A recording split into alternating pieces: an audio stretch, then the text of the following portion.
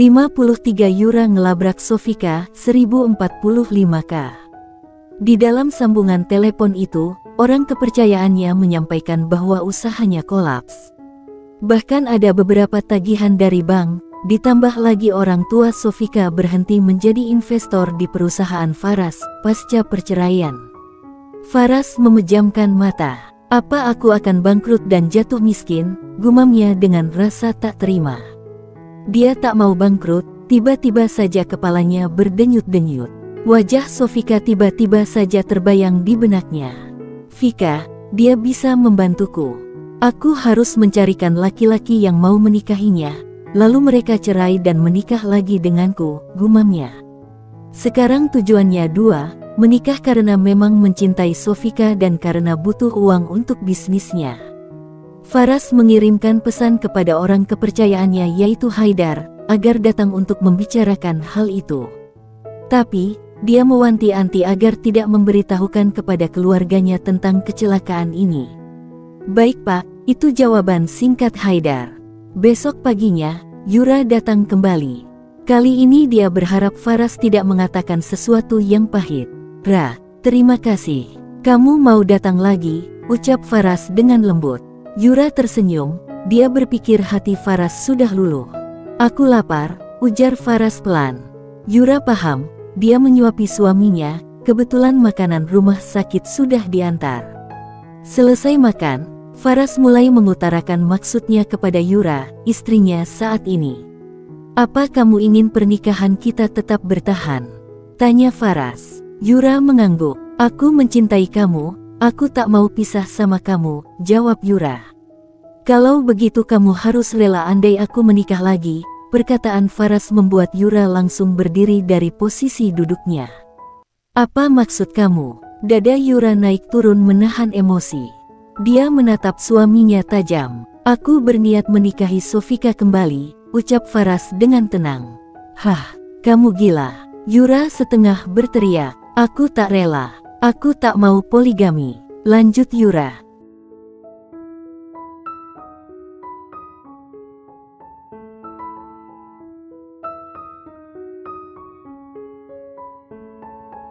"Kalau begitu kita pisah," tegas Faras, tak ada sesal atau sedih dari caranya berbicara. Yura geleng-geleng kepala dengan mata berair. "Kamu gila. Aku tak rela." Lalu dia pergi meninggalkan Faras. Hatinya sakit sekali mendengar apa yang Faras katakan. Sebagai seorang wanita dia merasa sakit hati dan terhina, karena secara terang-terangan suaminya lebih memilih wanita lain. Dia harus menemui Sofika. Wanita itu pasti ingin menggoda suaminya kembali, itu yang saat ini ada di dalam hatinya. Dengan penuh kemarahan, Yura pun pergi menuju resort di mana Sofika tinggal beberapa waktu terakhir ini. Hatinya sungguh kacau setelah mendengar apa yang dikatakan oleh Faras. Setelah beberapa waktu di perjalanan, akhirnya Yura sampai di resort milik Sofika. Dia langsung mencari Sofika. "Ada apa?" tanya Sofika, saat mereka sudah duduk saling berhadapan. "Kamu sungguh licik," hardik Yura penuh emosi. Sorot matanya tajam dengan kedua tangan saling meremas kuat. Sofika mengerutkan dahi, dia sungguh tak mengerti kenapa Yura datang kemudian marah besar kepadanya.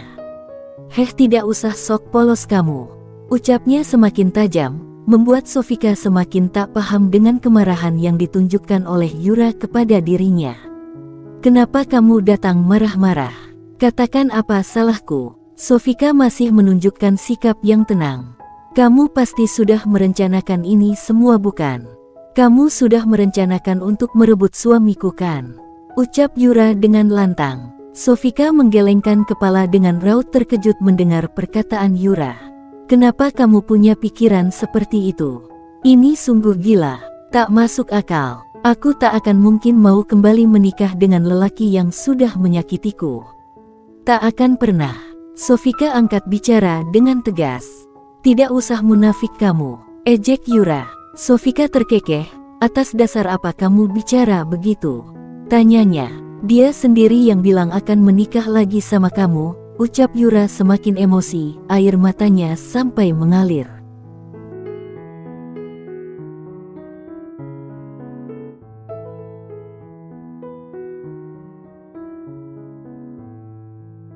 Apalagi saat ini dia tengah hamil, membuat emosinya tak terkendali.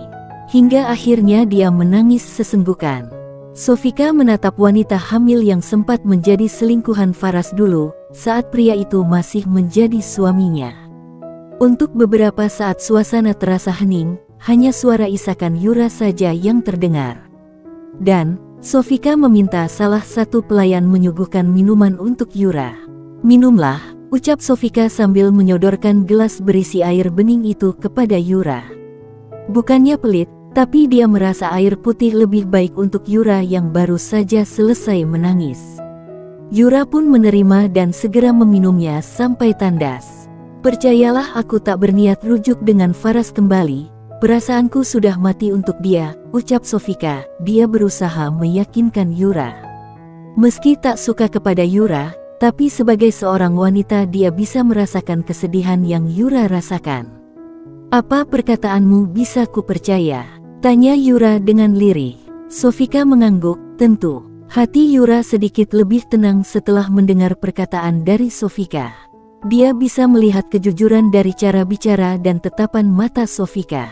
Setelah hatinya lebih tenang, Yura pun kembali ke rumah sakit untuk menemui Faras. Sementara itu, Sofika melanjutkan pekerjaannya. Sorenya, dia dikejutkan dengan kedatangan dua orang tamu, yang merupakan seorang pria dan wanita.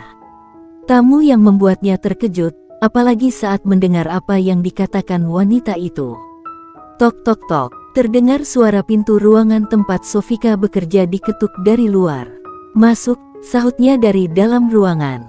Lalu seorang staf wanita memberitahukan kalau datang dua orang tamu. "Tamu, siapa?" Sofika menjeda pekerjaannya, dia menatap intens sang asisten pribadi. "Saya tidak tahu, Bu, soalnya tidak kenal. Tapi kalau yang pria sepertinya pernah datang kemari, hanya saja saya lupa kapan dan siapa," jawab staf wanita tersebut. "Oh, ya sudah, persilahkan saja dulu di tempat biasa saya menerima tamu, nanti saya akan segera menemui mereka," ujar Sofika sambil mematikan laptopnya.